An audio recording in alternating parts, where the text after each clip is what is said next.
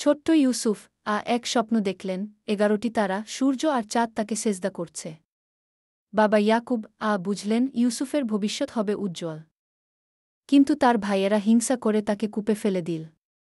আল্লাহ তাকে রক্ষা করলেন। এক কাফেলা তাকে উদ্ধার করে মিশরে বিক্রি করে দিল। সেখানে মিথ্যা অভিযোগে তাকে জেলেও যেতে হল।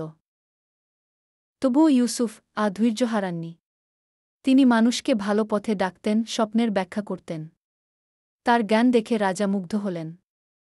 ইউসুফ মিশরের অর্থমন্ত্রী হলেন। পরে তার ভাইয়েরা খাবারের জন্য তার কাছেই এল। ইউসুফ তাদের ক্ষমা করে দিলেন। বাবা ইয়াকুব কেউ ফিরে পেলেন। তার ছোটবেলার স্বপ্ন সত্যি হল। এই কাহিনী আমাদের শেখায়, ধৈর্য, সততা আর আল্লাহর উপর ভরসা রাখলে কোনো কষ্টই বৃথা যায় না। আল্লাহ সবসময় আমাদের সাথে আছেন।